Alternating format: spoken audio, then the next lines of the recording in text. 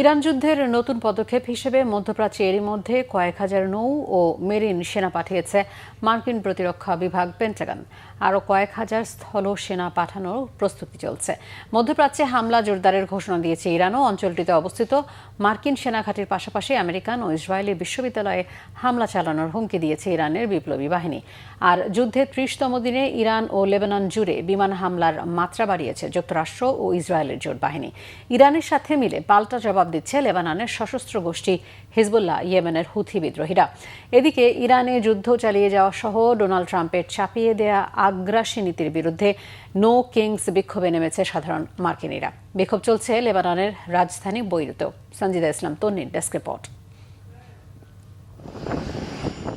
স্থানীয় সময় শনিবার মধ্যপ্রাচ্যে পৌঁছেছে যুক্তরাষ্ট্রের কয়েক হাজার মেরিন ও নৌসেনা। সামাজিক মাধ্যমের একটি পোস্টে বিষয়টি নিশ্চিত করেছে যুক্তরাষ্ট্রের সামরিক বাহিনীর সেন্ট্রাল কমান্ড।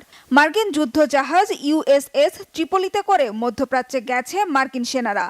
শুধু তাই নয়, মার্কিন গণমাধ্যম ওয়াশিংটন পোস্টের প্রতিবেদন বলছে অঞ্চলটিতে আরও কয়েক হাজার স্থল সেনা পাঠানোর প্রস্তুতি নিচ্ছে প্রতিরক্ষা বিভাগ পেন্টাগন। কিন্তু একদিন আগেই যুক্তরাষ্ট্রের পররাষ্ট্রমন্ত্রী মার্কো রুবিও জানিয়েছিলেন মধ্যপ্রাচ্যে স্থলসেনা পাঠানোর কোনো প্রয়োজন নেই, কারণ স্থল অভিযান ছাড়াই কয়েক সপ্তাহের মধ্যে ইরান যুদ্ধ শেষ হবে। ইরানের সাথে চলতি সপ্তাহে একটি বৈঠক হতে পারে বলেও আশা প্রকাশ করেছিলেন মার্কিন বিশেষ দূত স্টিভ উইটকফ।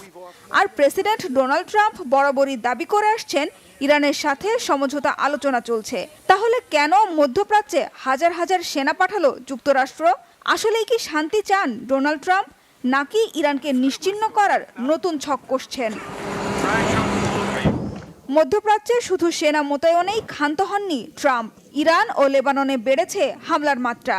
ইরানের অন্তত ১০০টি স্থাপনা আর লেবাননে ১৫০ শতাধিক অবকাঠামো লক্ষ্য করে হামলা চালিয়েছে যুক্তরাষ্ট্র ও ইসরায়েলের যৌথ বাহিনী।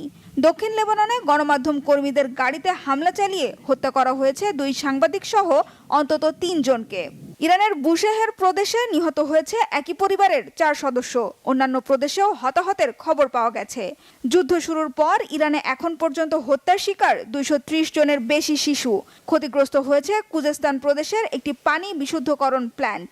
এর আগে তেহরান বিশ্ববিদ্যালয় সহ বিভিন্ন সরকারি স্থাপনাতেও হামলা চালায় যুক্তরাষ্ট্র ও ইসরায়েল। তেহরান বিশ্ববিদ্যালয়ে হামলার পর মধ্যপ্রাচ্যে মার্কিন ও ইসরায়েলি বিশ্ববিদ্যালয়গুলোতে হামলার হুঁশিয়ারি দিয়েছে ইরানের বিপ্লবী গার্ড বাহিনী আইআরজিসি। আর ইসরায়েলের পাশাপাশি মধ্যপ্রাচ্যে মার্কিন ঘাঁটিগুলোতে অব্যাহত আছে ইরানের মিসাইল হামলা। ইসরায়েলের রাডার সেন্টার ও বিমানবন্দরে হামলার দাবি করেছে তেহরান। ইসরায়েলের সেনাঘাঁটি ও দেশটির উত্তরাঞ্চলে রকেট হামলার দায় স্বীকার করেছে লেবাননের সশস্ত্র গোষ্ঠী হিজবুল্লাহ। ইসরায়েলে দ্বিতীয় দফায় হামলার খবর জানিয়েছে ইরানের মিত্র ইয়েমেনের হুথি বিদ্রোহীরা। ক্রুজ ক্ষেপণাস্ত্র ও ড্রোন ব্যবহার করে ইসরায়েলের দক্ষিণাঞ্চলে হামলা চালিয়েছে গোষ্ঠীটি। আর ১০টি ইরানি ড্রোন ভূপাতিত করেছে সৌদি আরব। ৬টি ড্রোন ভূপাতিতের খবর দিয়েছে কুয়েত। এদিকে সমঝোতা আলোচনার কথা বললেও ইরানের বর্তমান সরকার ভেঙে দেওয়ার পরিস্থিতি তৈরি করতে প্রেসিডেন্ট ট্রাম্প আরও কিছুদিন অভিযান চালাতে চান বলে জানিয়েছেন মার্কিন vice president JD Vance. Iran যুদ্ধে যুক্তরাষ্ট্র এরই মধ্যে জয়ী হয়েছে বলেও দাবি করেছেন ভ্যান্স। সঞ্জিদা ইসলাম তন্নি, বাংলাভিশন নিউজ ডেস্ক।